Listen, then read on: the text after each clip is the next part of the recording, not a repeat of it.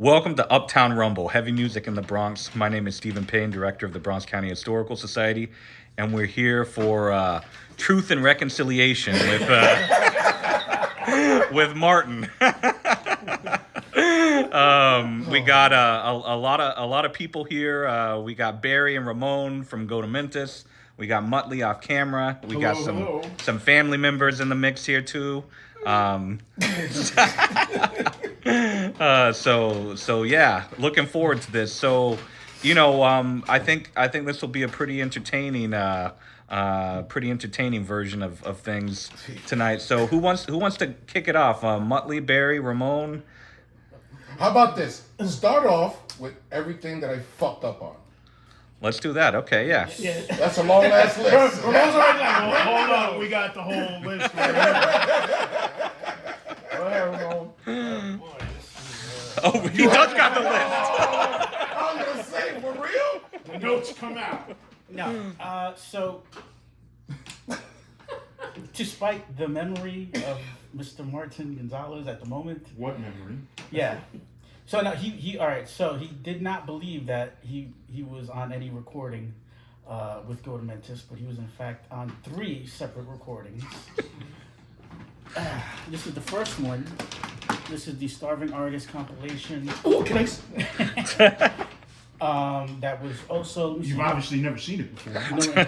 No, It was another Martin. A bunch of bands, but so he was on there. There was 2 songs from Goatamentise, and what you call it. So yeah, that's basically it for that. Okay. But as far as the other stuff, he was on the first demo, the 1996 demo with the goat on it, and the Suicide demo. That was the last recording that he did. That was 1990. That was 97. 97. So 97. go back. So what did you guys do first? They did this before I was in the band. This was 1995. Okay. Yeah. And where'd you guys record that? I mean, we know only one person has the answer. So. Well, honestly, I really don't remember. To be honest with you, I mean, it was that long ago. I remember it was the guy who did the what was the name of the Starving Artist, and I really can't remember for the life of me at all. I think the one who could probably answer that would have been Frank Lasco, who's he's in Minnesota. Of course, or, yeah. Frank and even Milton, but Milton's Brendan was on there. Yeah, Brendan was on it. Brendan was on it. Yeah, so they probably would remember, but I think it was. Wasn't it recorded in Manhattan? Let me see that. I thought we did everything in Manhattan, I Bronx. think. Yeah, no, the recording part of it, because it was very. When you hear the recording, it's not great. It's not great sounding anyway. I didn't even know about it. So. Yeah, it's not great. It's raw. And that was when 95. 95. Okay. Yeah, it's very, very, very raw. Very raw. It's like when you hear. Essentially a live recording. Yeah, it's like it's not. It's, Do you remember anything about the actual recording? No. It's blurred, honestly, to be honest. Don't ask me, bro. Yeah. Don't even. Yeah, I'm in that boat. Don't even come over here. But you were playing bass back then. Yeah, I was playing bass. Allegedly. So it's out. It's about time. Yeah. Okay. But as far as that recording, I believe it was. I know it was done live because, like I said, when you do hear the recording, it's raw as hell. Oh, I know who this was. And as a matter of fact, now that I see the disc, I own this. This was Gabe Whole 9 Yards. Yes. Holy shit! The flyer guy. Florida guy. Flyer. Oh, We did flyers. Right. Yeah, he had that. You said that. Yeah. Gabe from Whole 9 Yards, because his last name was Gabe Walter. Matter of fact, you see him. I have the disc. I don't have the case. So once I see the disc, I'm like, oh. Yeah. He was also that video we did. Now I Remember finally the Blue know Frog? what Yeah. You see him. Oh, he's in at the Blue pit. Frog. You see Okay. him jump. He's in the pit. Oh, yeah, Little 'cause slim dude. He had the was- big hair. Yeah, he had the big red hair, Yeah. and he did a lot of stuff. He even did 7 inches. So it was He did 7 inches. Yeah. He put out something for my old band Distance, which was a 4-song CD. But he was also the first person to do a CD-ROM fanzine. Yes. Oh wow. Yes. Because I Wow. still have Remember it in that. my collection. Yep. Wow. You stuck it in your computer, you had to double click the file, and it would show up, and it actually had like little embedded videos in it. Wow.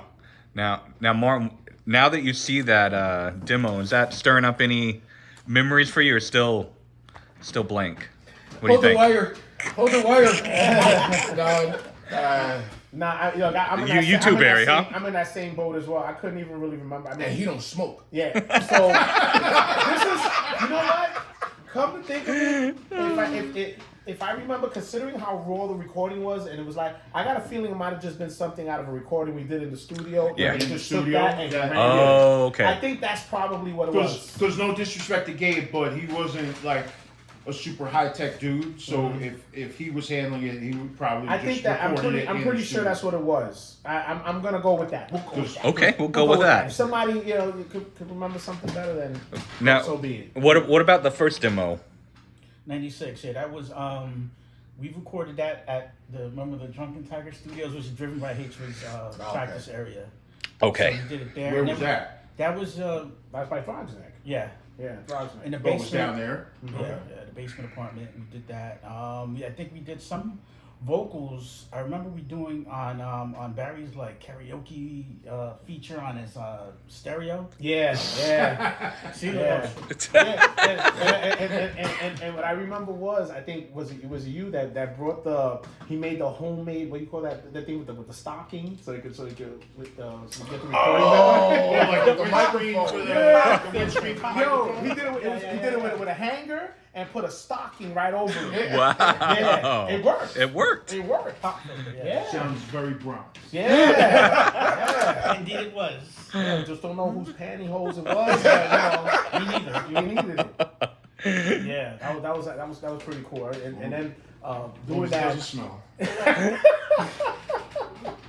Yeah, and then the 97 one was Suicide. That was Suicide demo. We did that with Leon. Helped us with that.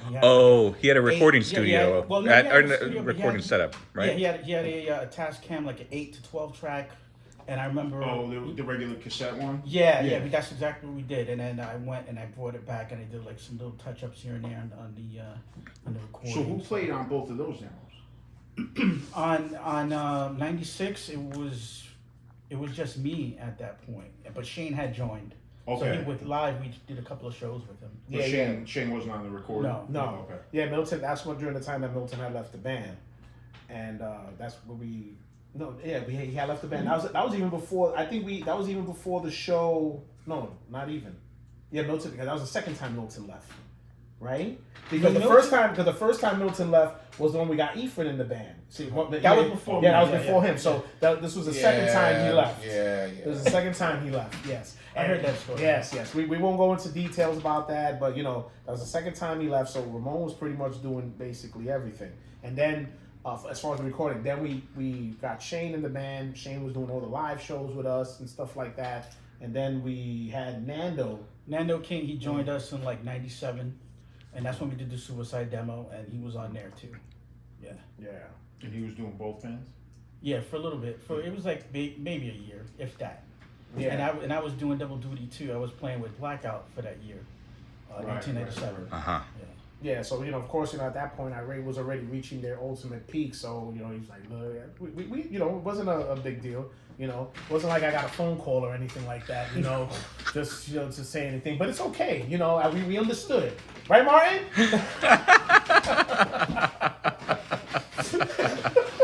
Good times. So I was working at a fucking warehouse, right? I was working at a warehouse, and I was trying to make the decision, like, damn, should I leave this band or go with Billy Club? Like, what the fuck? And it's like, fucking. And I called him, and the moment I heard, hey, what's up, cunt?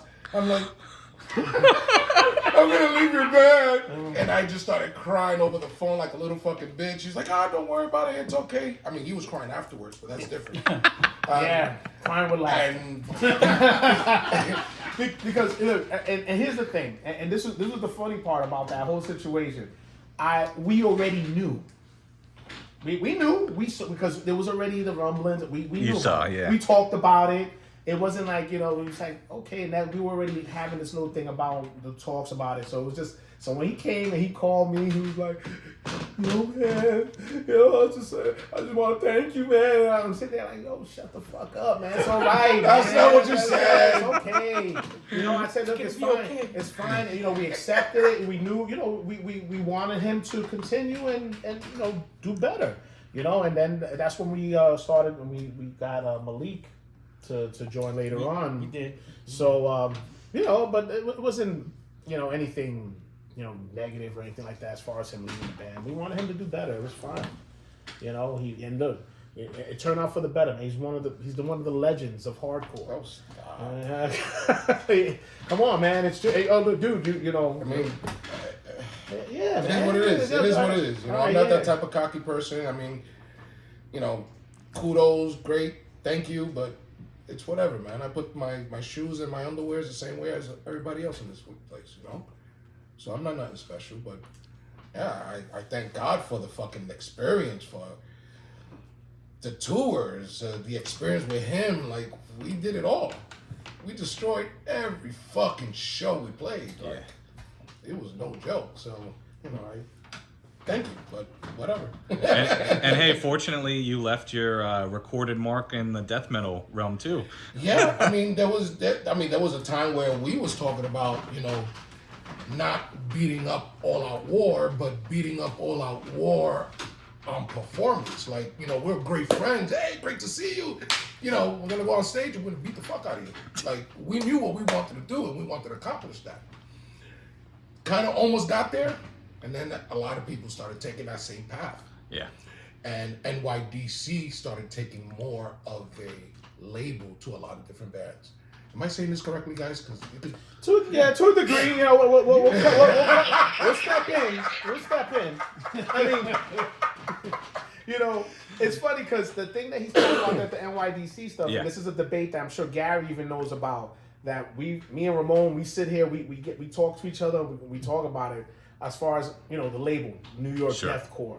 And, you know, my band, All Out War, Confusion, we throw Dark Side in the mix, even though he doesn't want to really consider that he was, but they were labeled that in that early time. Yeah. Right.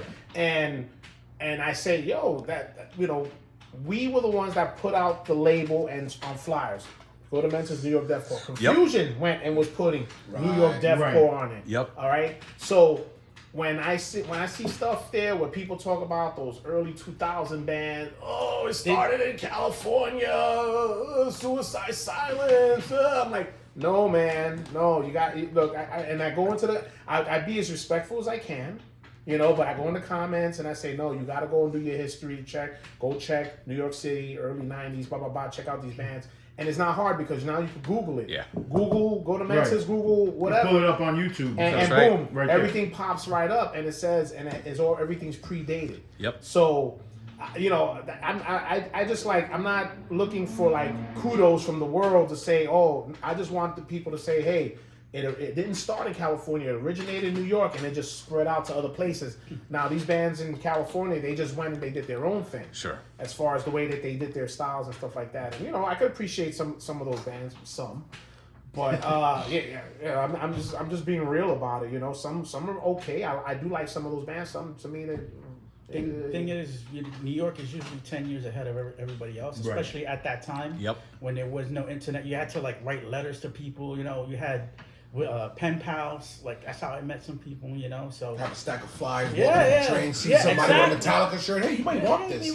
Well, dude, that's how we met. Yeah. All of us on the 2 train. So like, listen, take Pantera shirt. Like you going to the show? Yep, and then we all. There you go. That's how we all started rolling. We used to go to. There was a small little club called Bond Street. Yep. And in that club, you know, there was a couple of people taking a 2 train, taking a 4 train, and everybody had to take the 6 train to get at Astor Place. Yeah. By the time the train stops, all these hardcore heads started coming up. You from the Bronx? So word? You from the Bronx? Right. So it just started getting bigger and bigger and bigger. Now it's like 60. Because you had that, but then you also had going to like Roseland and Irving Plaza. Right. Yeah. Because we weren't just going to hardcore shows, we were going to metal shows. That's so, right. So Pantera's playing, there we go. Biohazard. You know, like, Helmet's playing. Biohazard. White Zombie. Right. The Limelight. That was Exactly. The Limelight. The Limelight was another one, but all those places in Manhattan we used to go, and that's how our collective kind of came together. But when it comes to the deathcore thing, You're right, but to me and to a lot of other people, it's like two separate things. It's like it has the same name, but it's totally different. Yep. It's totally different origins, totally different. Because metalcore is kind of the same thing too. It's yeah. So with that being said, that's where a lot of the guys who are listening to our stuff now would say, yeah, you hear the influences, you hear the death metal, you hear the hardcore in it. Where a lot of the newer deathcore stuff, it's more metalcore, that metalcore style. Right. Yeah. Right. That's right. So so that's why when they go and they talk about it, say, no, don't confuse it with that. It's got this and this, and like New York City hardcore with death metal in it, and we try to put that in there.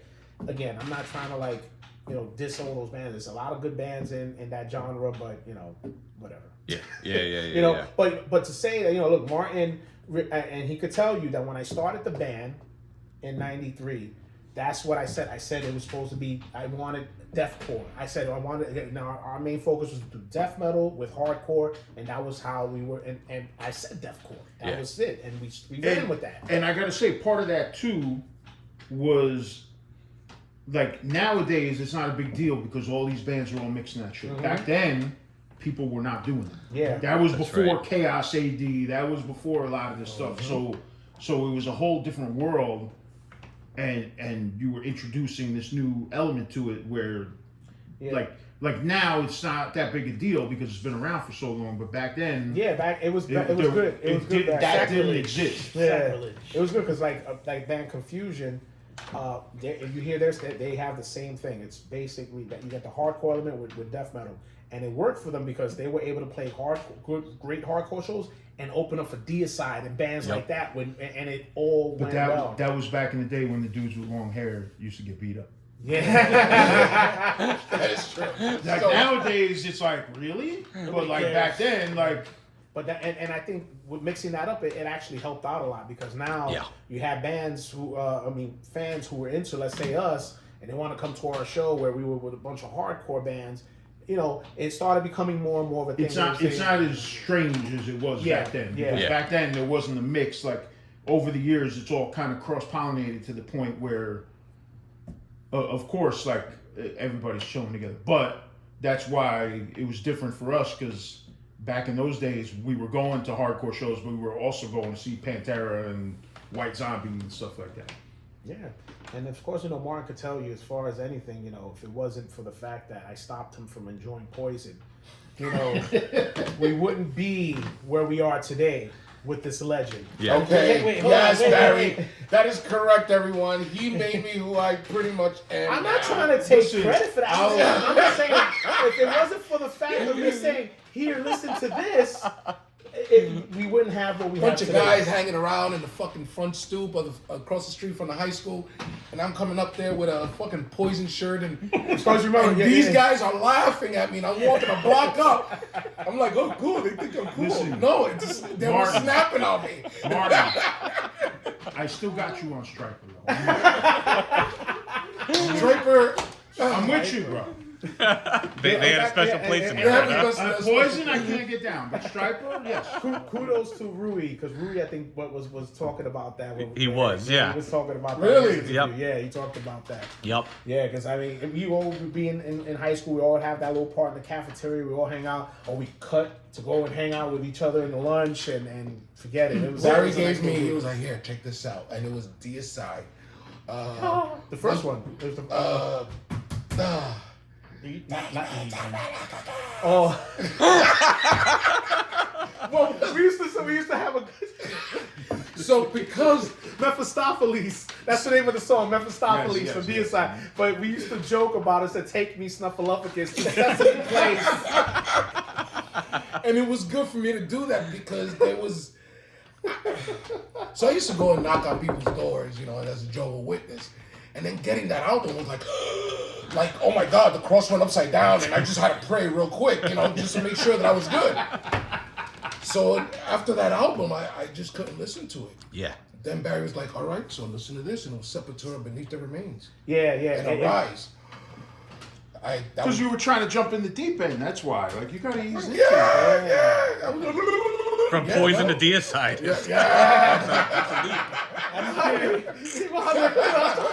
Yeah, you can't start with Deicide. MC Hammer Going and slow. NWA. MC Hammer to NWA. For real. What was the band that you went up to them and asked them for? Hey, you guys have any? Was it Winger or Warrant? Oh, wait. It was something. No, it was Poison video. It was No, he came Poison video. he went up to us. We were all said, there. "You guys have any He Poison?" said, "Yo, you guys got any Poison videos?" We all looked and laughed in his face. Oh, We couldn't man. help it. He was like, "Yo," and so that's when we had to hook. I hooked him up with the D side. Okay. Yeah. Then I gave him the mix, the videos with Sepultura Yeah, and like- stuff. I gotta say that him listening to Sepultura, I think, was the one that really. Oh, Bro, That's- that was that's it. You can't just Yeah. jump from. You can't just jump from Poison to Deicide. Like, come on. I mean, he was on that edge. You know, he had Poison. Then he was in the between with Metallica and Maiden. Yeah, he had right. that little between. So then when I gave him Deicide, it was a little too hard for him. So you know, he was there. So then we went to Sepultura, and I gotta say Sepultura, because then after that he was just all about Sepultura. You were just like Louis, Sepultura. You know, you were just like Louis. It was all about Sepultura. And then I remember that's when you did the logo on your jacket. Oh, I remember you Jesus doing, yeah, Christ. he did the logo on his jacket. Go ahead, Muttley, say that. I part. was just talking about that jacket. Who all did you have on your jacket? I just wrote, It trying said to take care. Sepultura, Yeah. but the L was missing. It's a hard word to By the spell. way, this is on YouTube because it was part of a guerrilla warfare interview that we did that Glenn had posted years later, but it was on the original DVD, the guerrilla warfare DVD. And there's an interview with us in the old practice spot. And, yes, and we had all kinds of shit, like we had the box of billy clubs and stuff like that. And he just busts out the jacket. And we're talking about, like, imagine walking around in the projects wearing this thing. And it says Sepultura, no L. What happened to that jacket? You still have it? Glenn has it somewhere. That would have been good It to was- put. That would have been good to that- put with the Yeah. Would've been. He may have it somewhere buried with like the stuff that we had from the old studio. Yeah. I have to ask him. Wow. We Yeah, used to have, please. we used to have a box of broken billy clubs also that we show off in that video too. Yeah, there's plenty of videos you see things. Just, Yeah, because there were all these billy clubs that like somebody's like, I had this since I was a kid. My dad used to beat me with it, and it's never been broken. And like first show, like splinters. I'm a victim of that as well. I had a billy club that my parents found, and he saw it. And he was like, "Oh!" So I lent it to him. And You never saw it back. It didn't come back. Yeah, it's probably. I am so probably in sorry, that for box. real? Oh, shit. 37 years later. My bad, dude. Holy shit, I'm sorry. still there waiting for like, get that billy club He's sometime. like, I found that billy club you gave me. Broken in half. Now, Martin, I know that there's a couple things that you wanted to talk about in particular. Before we get to that, are there other things that need to be corrected from Martin's oral history that come to mind? The recordings was pretty much the That was thing the Okay, that was the main thing. That was the Okay. big one. Yeah. Yeah. Did I pretty have the good. story right for the depot incident? Yeah, absolutely. okay. Absolutely. That I remember that one as well. 'Cause you didn't remember that at He all. comes running in, you know what I mean? yeah. And we were about to go on. That's why Right, I remember. we were about to go. I remember He comes when running you in. guys set up and everybody's freaking out, like, yo, what are we gonna do if Martin doesn't come back? Yeah. And then like, it's like 2 minutes before you're going on, all of a sudden he comes bursting through the door. Yeah, if I remember the story correctly, well, from what you said to me, we don't know what the hell went on from there. I don't know if the cops molested you or what. I don't know, but I remember them that they took you in. They didn't cuff you. No, they took me into They the- took you put him in the van. They put you in the van and they gave you a ride around the Yeah, block. they just drove him basically around for a while. just to make you shit your That's pants. exactly what it was. That's all it was. They Pretty shit much. your and then they told you to take it easy and don't whatever. That was it. Why? Why did they do that? Because he was being Because, He was being- well, the whole story is this. he was being Everybody was outside on the corner of Lydig and Williamsbridge drinking 40s. Because Mike Score, All Out War was there because they played that night. Yep. And a bunch of us were all sitting there drinking 40s, so the cops roll up and look at us, fucking derelicts, and like, yeah, like, we want to see everybody's IDs. And Martin, Of course. is like, Of course. we're sorry, sir, we don't want any trouble. So one of the cops is like, oh, we got a representative. So why don't you come take a ride with us, Mr. Representative? That's right. And that's exactly what happened. Yeah. They loaded him in the van. They checked all our IDs, and then they loaded him in the van while we're all sitting there like, and they just took off. Yeah, and we're all just like, yeah, and we weren't even there. We were inside. Y'all were inside And then already, huh? I don't know if it was you or somebody came. Yo, they took Martin. I'm like, what the hell? You know, so I'm there going crazy. We're still setting up. yeah, and I don't know. everything. I don't remember who. I know my score was there, Yeah. and probably somebody else from All Out War, and at least like 4 other people because we were all chilling on that corner across the street by where the deli was. Oh man, Being derelicts, Wow. drinking, 40s outside. Yeah. and Mr. Representative. yeah. But they just took it for a ride, and we were all just like, because we knew Goatamentise was next. Like the last band was just finishing, and we were like, oh, that sucks. just be glad you didn't tell me you was a Jehovah's Witness, man. I know, right? Knock on my door, nigga. So Martin, you want to? I don't know if you remember the things that you told me you wanted to touch on in particular, but I don't remember. Sorry. Oh, of course you got a note. Fuck. you'll tell some jokes or something while I pull this up. Well, were there any other funny Martin stories from the GOAT days? When I first joined in '96, we were at the Mullallys, the second Mullallys. Yeah. Where No Redeeming played. Yeah, I wasn't there for that, but I remember it. So they had just taken the stage away, and so they took the stage away, and then Martin is standing there with Caesar from District 9. Something was being passed around. I don't know what it was. So We know what it was. Yeah, it was something. Here's what you sent me, Martin. So No pressure if you don't want to talk about that now.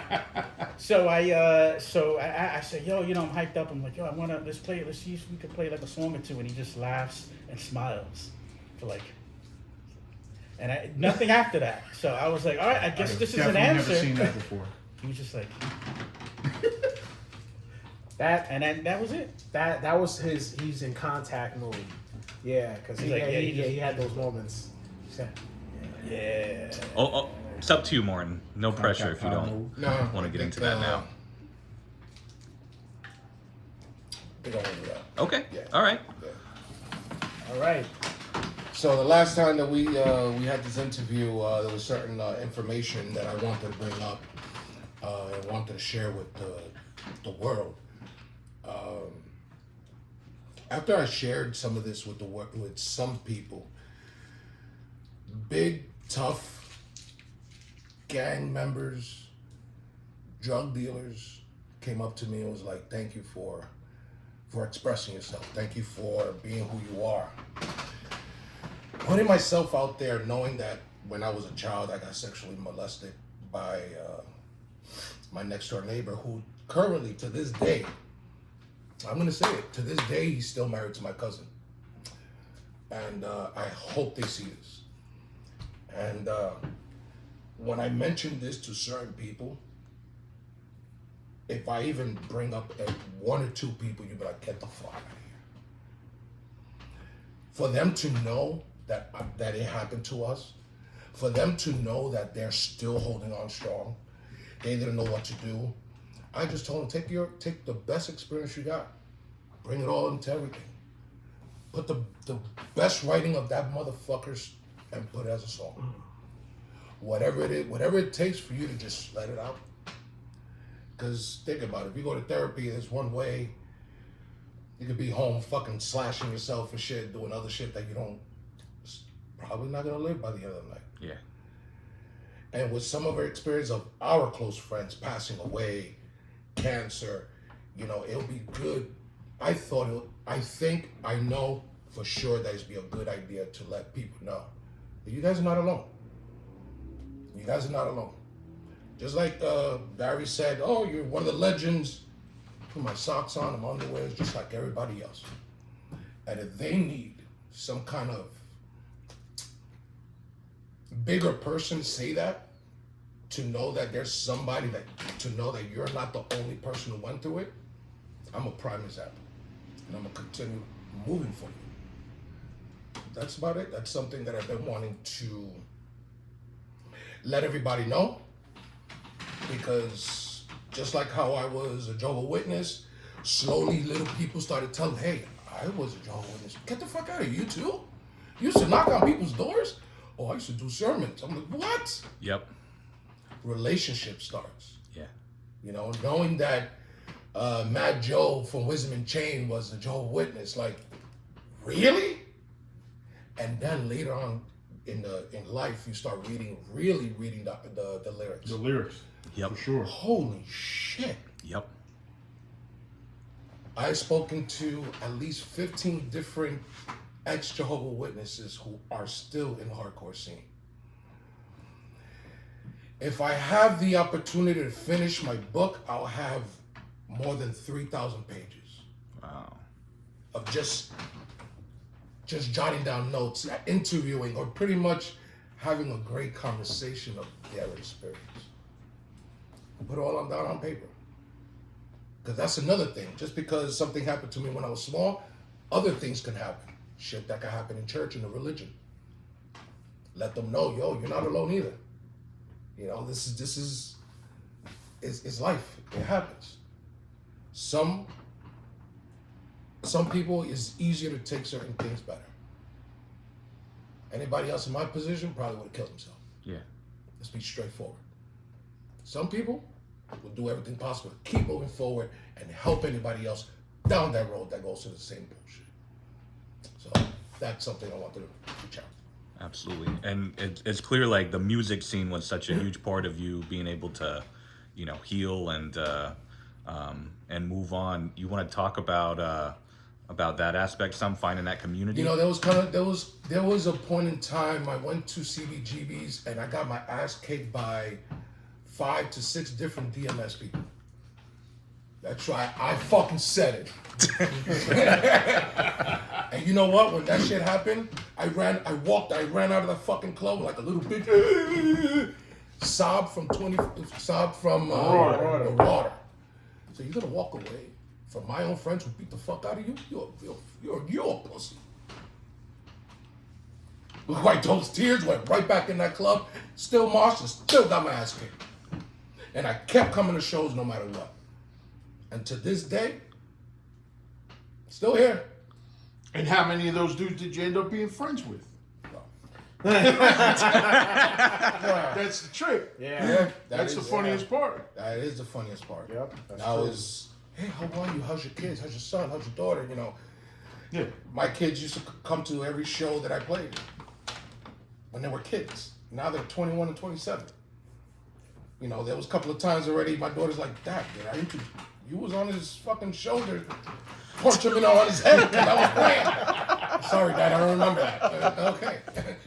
You know, these are great moments that, you know, sometimes we as humans can use the experience to move forward or not. Just keep it to yourself and go to a different path. So, the hardcore scene made me who I am. I'm a tough motherfucker.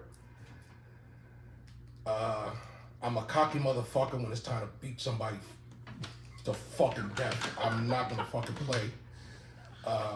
Thank you to Malta, the Damager, for being my sensei and helping me understand how to bring the biggest person down quickly. But it also made me really humble. When we went to Japan, these guys were in the back having fun, you know, just having a great time. Decided to go to the back of the line. Every single person I will talk to. No idea what the fuck I'm saying, but I'm saying something pretty good that they understand. And hey, arigato. It was awesome. You know, I did that everywhere I went. We played in front of 10,000 people. We played in front of 200 people the next day. Belgium. We played in Belgium one day. Europe, yeah. Thousands of people. I mean, it was crazy. I almost got my fucking arm busted. Went to a hospital that looked like 28 days later. It was fucking nuts. The next day we played a show in France, small little club. It was probably the size of this room. And it was harder than fucking 10,000 people. Wow.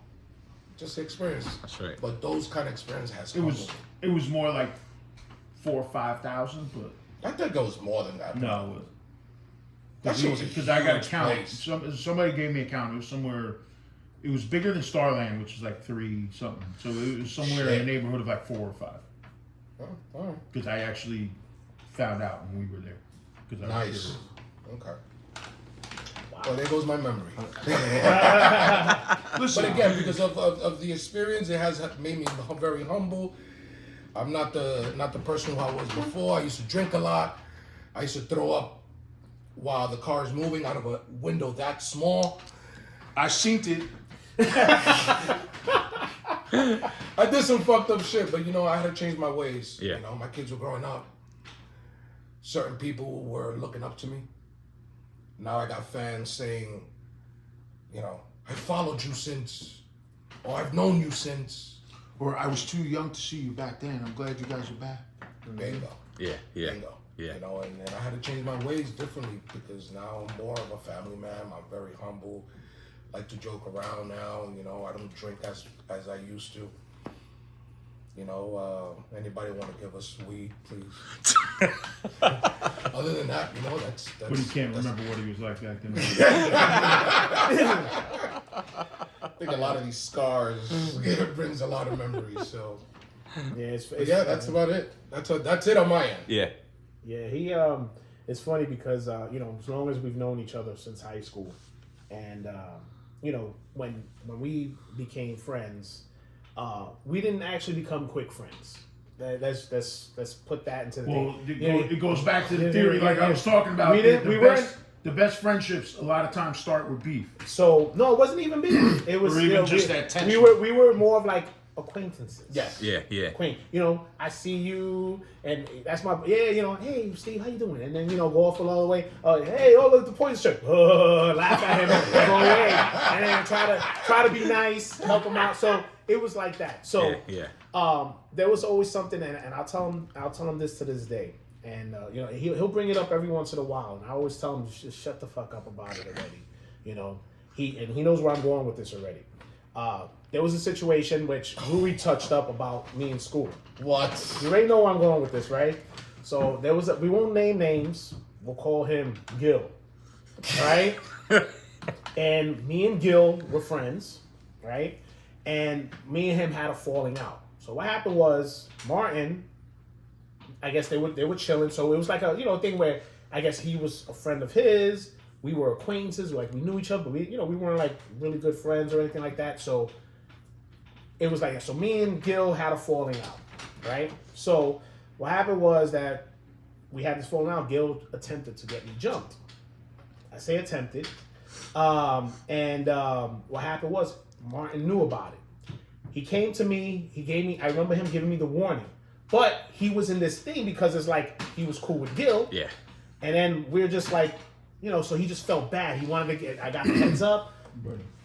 It's fine. I didn't hold no ill will to him or nothing like that or whatever. I was like, all right. It pretty much went around the school anyway. Yeah. Because as soon as I walked out of the school, the whole school was outside. Yeah. When I say the whole it's Alfred E. Smith High School. The whole school was outside. Shit, even the guards like, yo. Yeah. All I remember was walking out of the school. I had the Gil and some of the friends that he had that were gonna jump me. I'm walking down the block. All I remember was him hitting me from behind, and then they're trying to beat me down. But I was, of course, New York hardcore. I was there, doing my thing, and I held my own.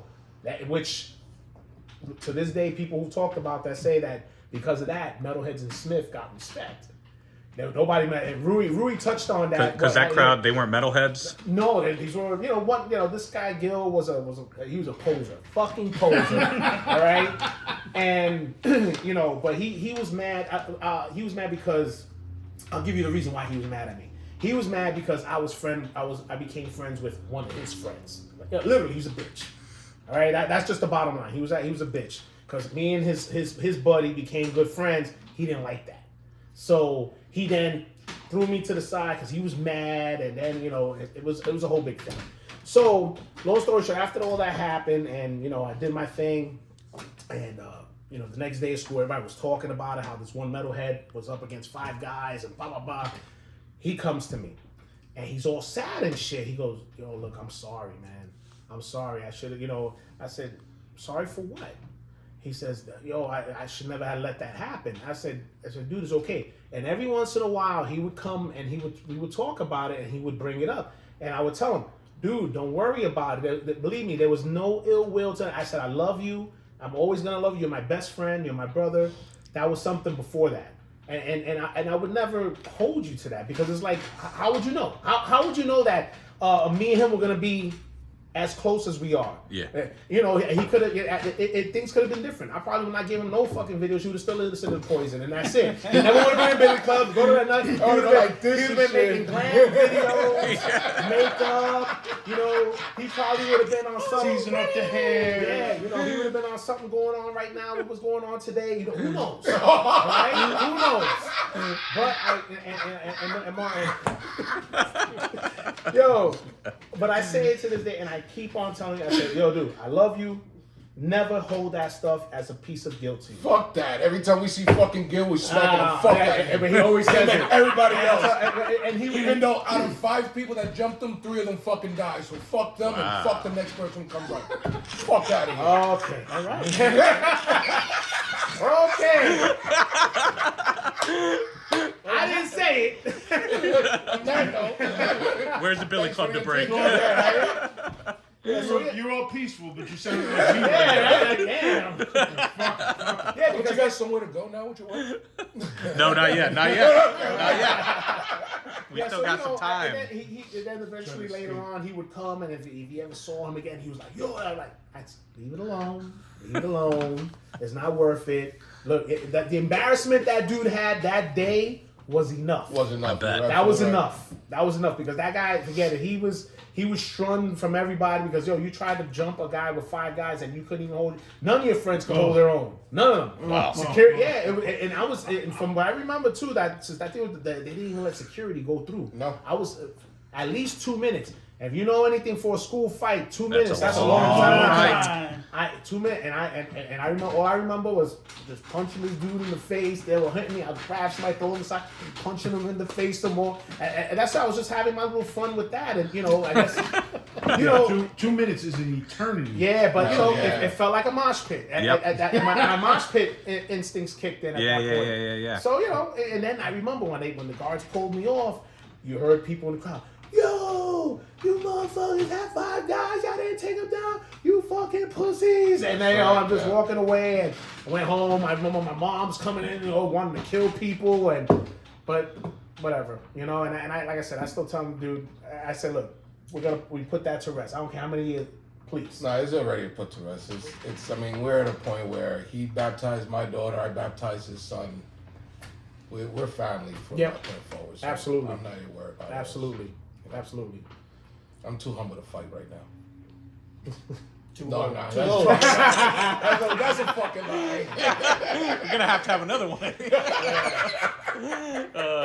Now, Martin. Last time that we did this, Brass Knuckle Brigade was in one place.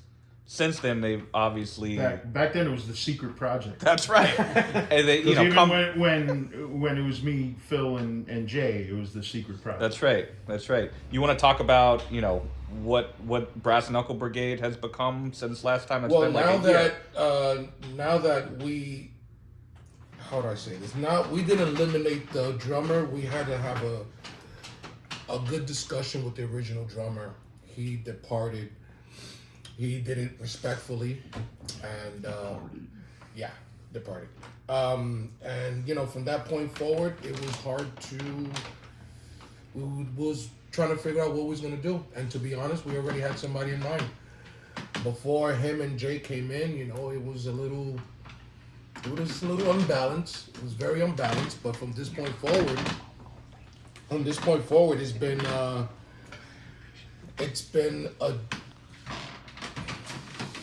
been an amazing experience of everything that he couldn't do in Billy Club, he can do now. Same thing Jay couldn't do in the Knights of the Black, he could do now. And I want to emphasize on Jay. Jay's 30 some odd years old right now. No, he's not. He just turned 29. 29, bro. So Jay's 29.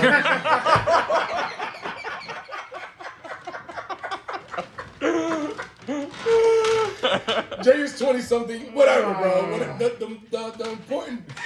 Shut the fuck up, man. The most important information about this.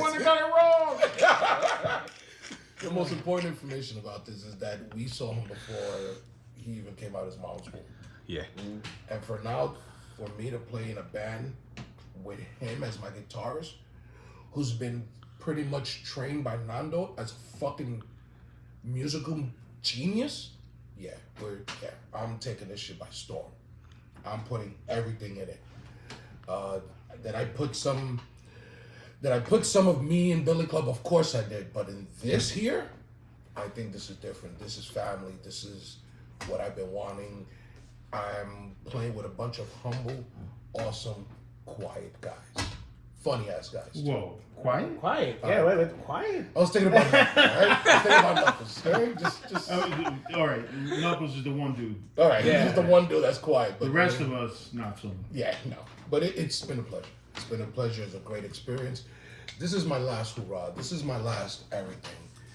Once I'm able to take Jay, the drummer, and give them the experience that me and him did, whether it's to Chile, Puerto Rico, Japan, wherever, I'm calling it. 52 years old. I don't need to do this until I'm 60. I'm good. I got a title. Not just father, not just son, not just singer.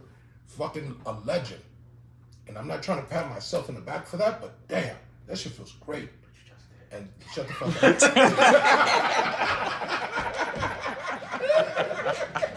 I love you, bro. Oh my God. But, he started from the beginning. He said it. I'm a legend. He is. I don't want to use that title, but fuck. If it is what it is. And I'm holding that fucking championship belt. Can we call Martin the Rob Halford of hardcore? I'm just, Get him a leather hat. Yeah, I mean, Rob Halford calls himself a legend. I'm just saying, like. I don't call. Yeah, I'm only calling myself because it's you call. I think you pat yourself on the show. I mean, you might as well wear that leather. That's right. Hardcore God. No, not hardcore God. Why I see Muttley just thinking about things to get studs? Because I'm thinking about, like, okay, we had the Charlie Brown shirt. Now leather. Now Leather on leather. We got a different wardrobe Chaps. going on. No, you wanted to go out with a bang. I'm just saying. Damn, bro. I hate you guys. I can already picture it with a fucking lizard. There you go. Yeah, no, that's not happening. He's in the back putting the jacket on. August 3rd show. I want to see that new look. Oh, that is You know what it's going to be? It's going to be that Sepultura.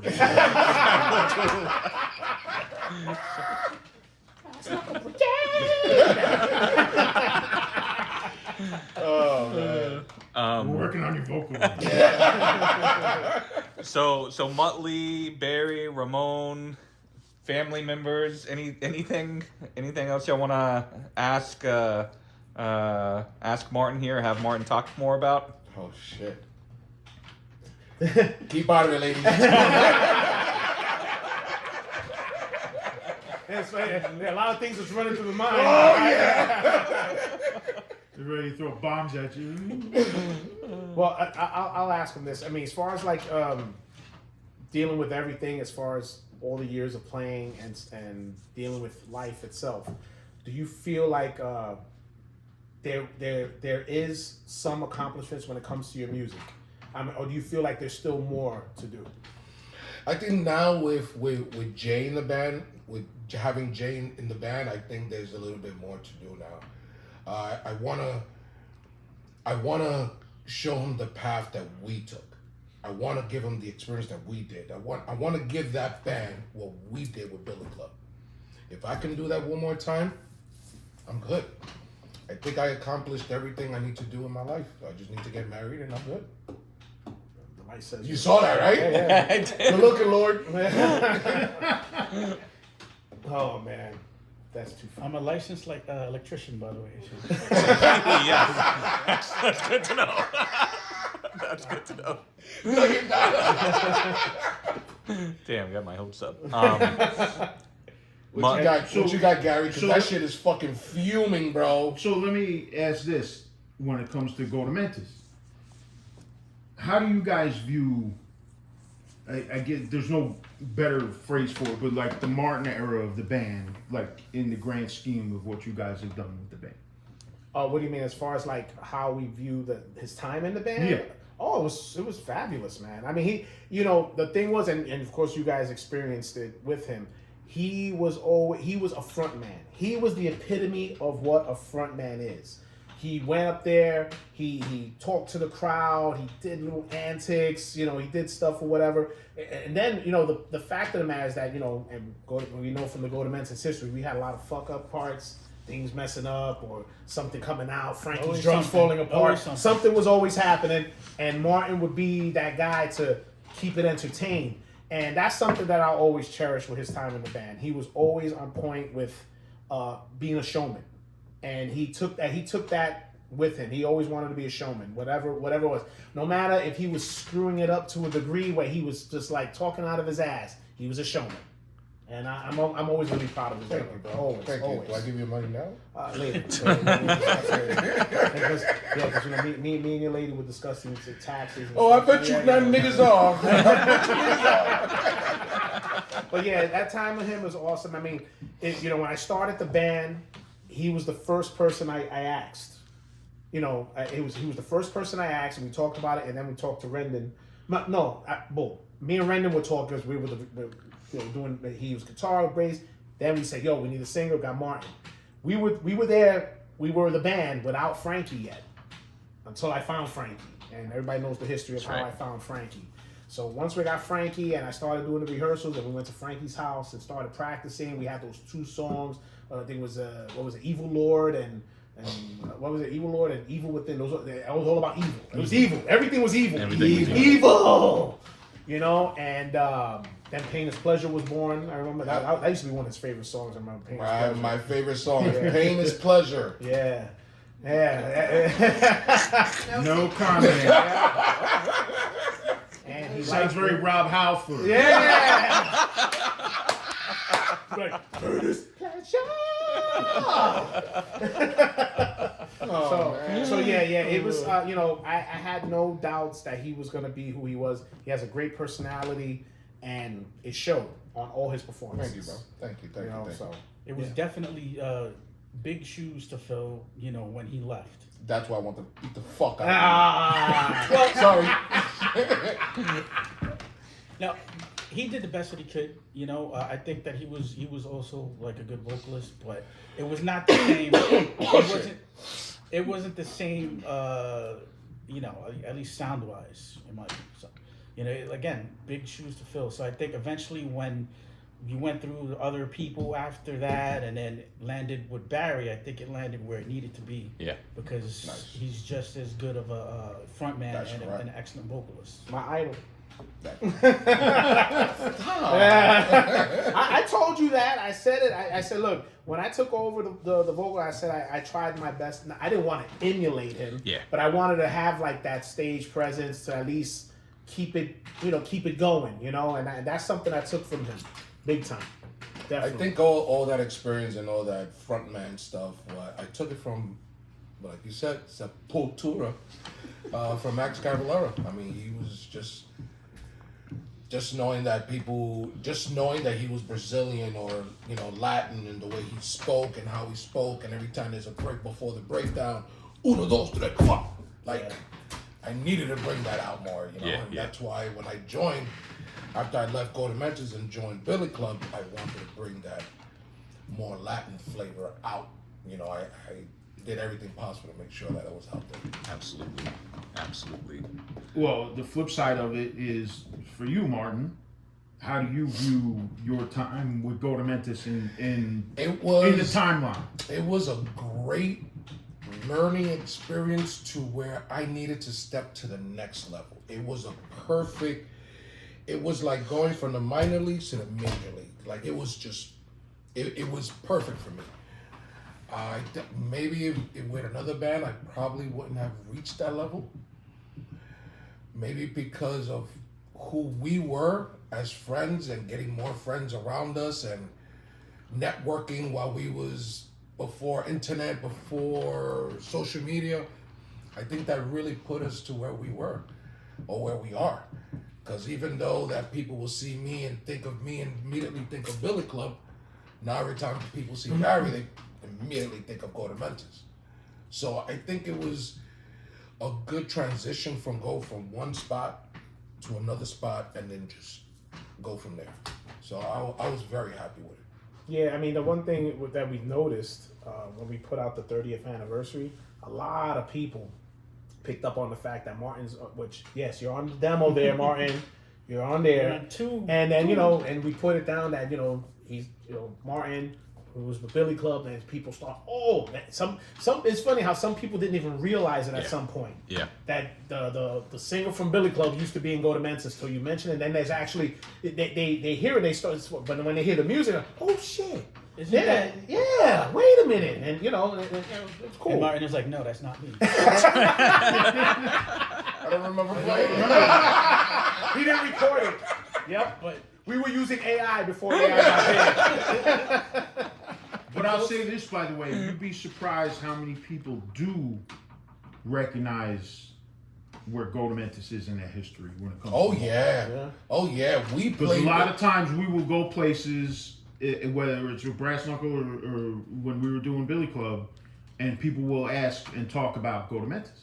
All the time, especially in Europe. And, I know Belgium. I know Belgium. Oh, I know, yeah. I know Belgium is like that. That's the country where it's like, we have to like visit because there's like it's Goatamentise Central there. I don't know why. I still don't know why. I don't. They know why. New York music history better than. They absolutely do. They do. It's funny, but Steve, you make a real good point because, and I've learned that over the years, like especially going overseas and having conversations with people, they do the homework a lot more than a lot of American people do, and it's so much easier now with YouTube and all that shit.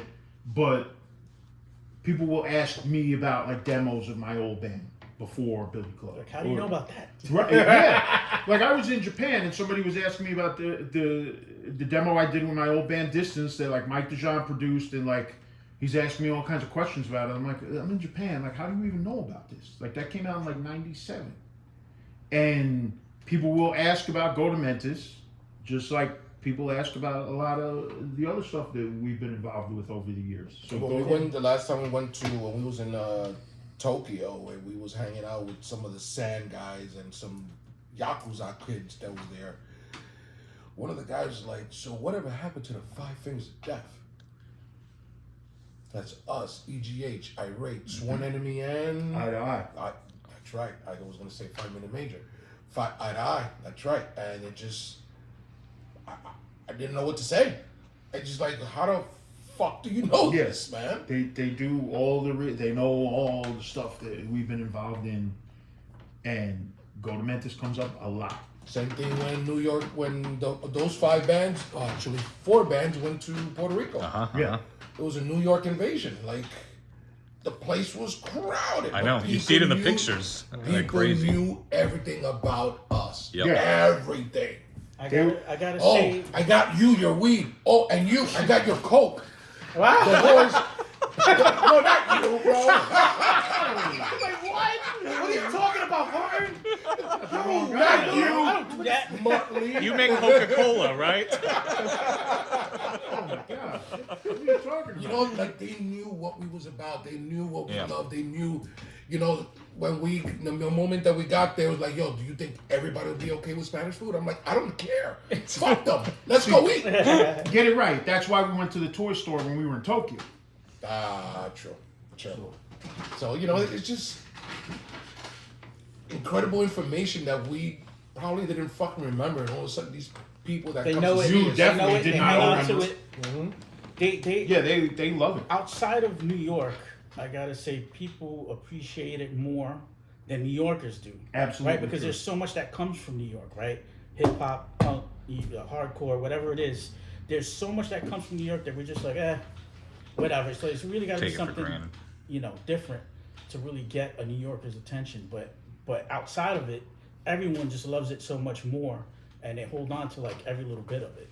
That's just amazing. It's kind of an American thing. Like New York is its own thing, but like in other parts of America, it's like they don't do the same No. They don't look at it the same way that like they do in Europe and Japan, and that's why we treated it differently when we went over there, because to them it's such a big deal.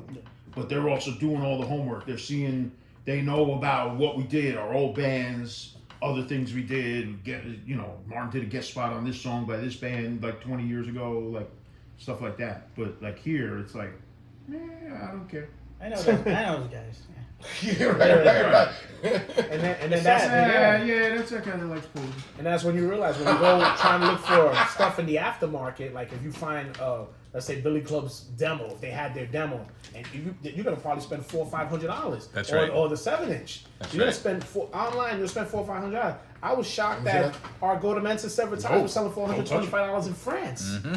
You know, I had a guy in Russia email me, yo, you got any of your O's here? I was trying to get one, but this guy in Argentina is charging me $100. I'm like, what?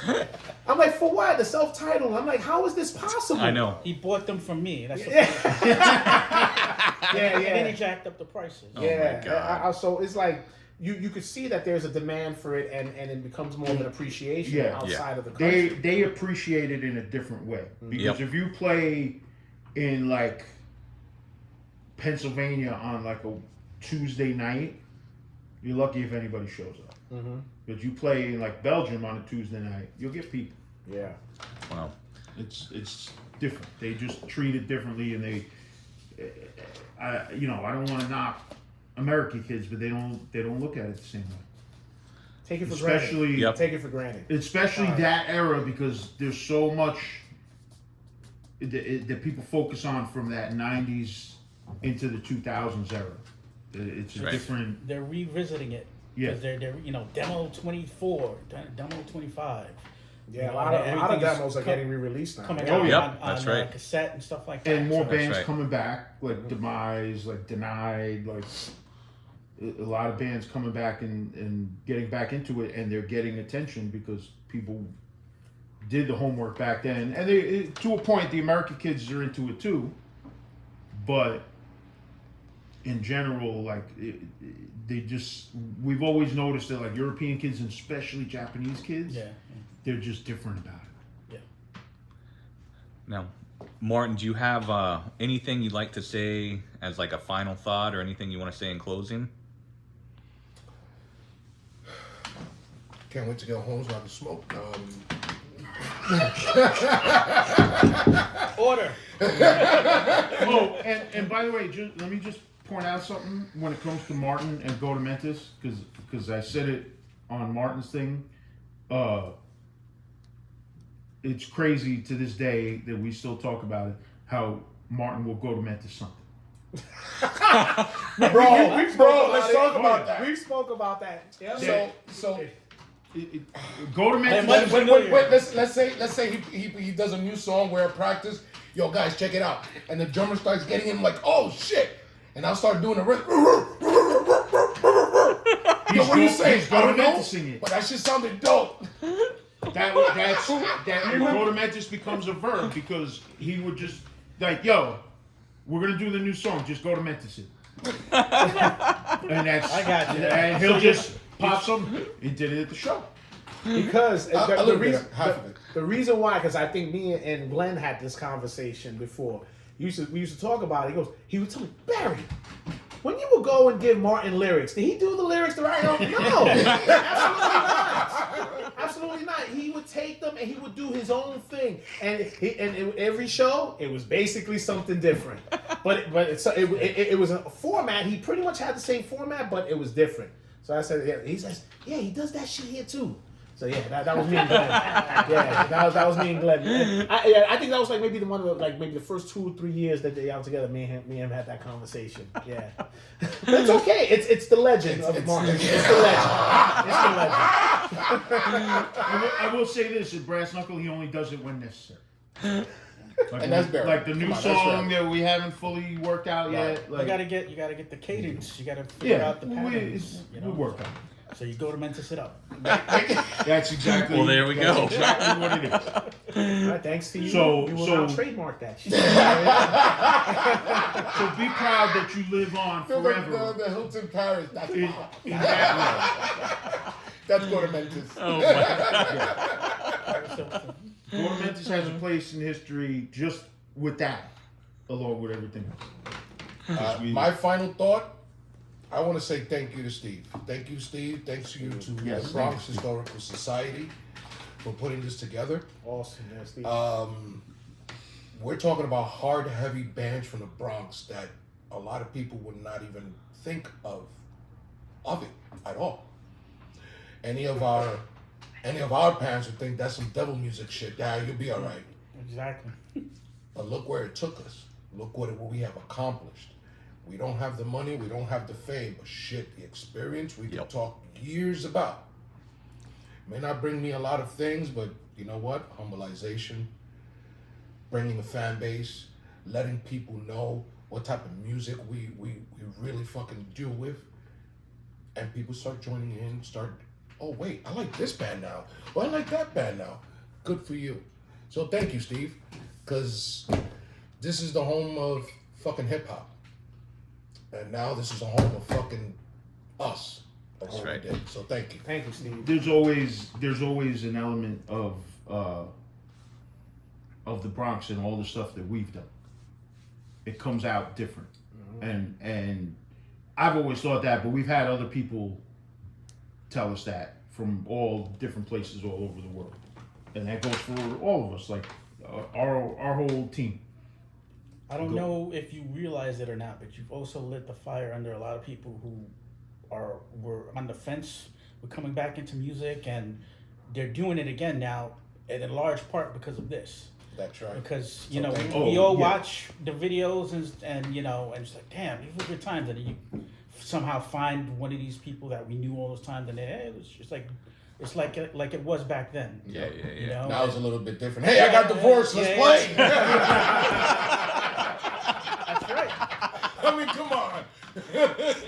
For real. Manny from Driven by Hatred, he's a soccer dad. Yeah. But he still finds time to get back into it and do. He's got 2 bands now.